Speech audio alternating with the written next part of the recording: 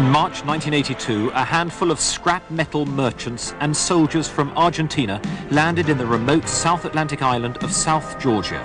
Less than a month later, what had started as a diplomatic skirmish ended in open conflict when a full-scale Argentine force invaded the Falkland Islands.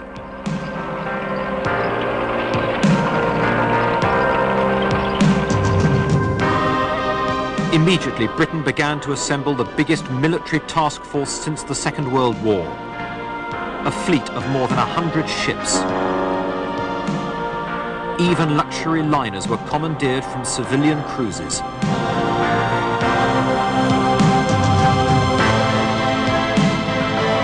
The mood was happy. No one really believed it would come to a fight.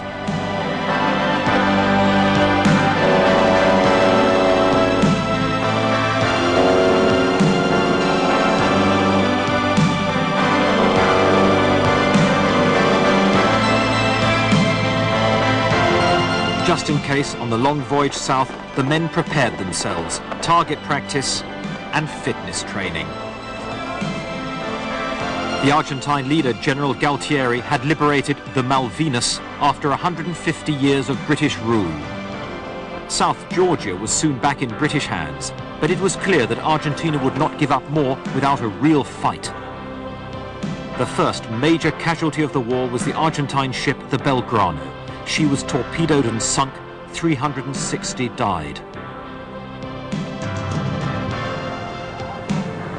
On the 4th of May, Argentina's revenge, an Exocet missile attack on HMS Sheffield, cost 20 British lives.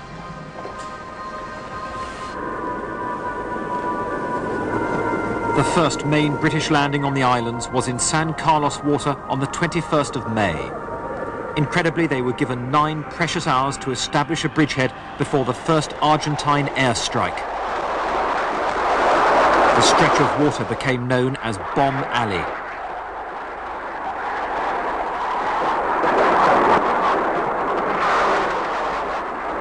One hit HMS Antelope, but didn't explode until later that night.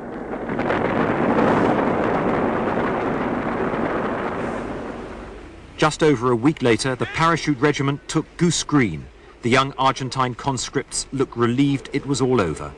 Colonel H. Jones of the Paras was killed in fierce hand-to-hand fighting. He was awarded a posthumous V.C. The Falklands were the first wartime test for the Harriers. Heavily outnumbered, they flew more than 1,000 missions. The Argentine air attack on Bluff Cove took everyone by surprise. HMS Sir Galahad suffered a direct hit. Troops and crew jumped for their lives. Royal Naval's Sea King and Wessex helicopter pilots flew completely blind into the dense smoke. The survivors scrambled ashore in lifeboats, some severely injured. 50 died that day.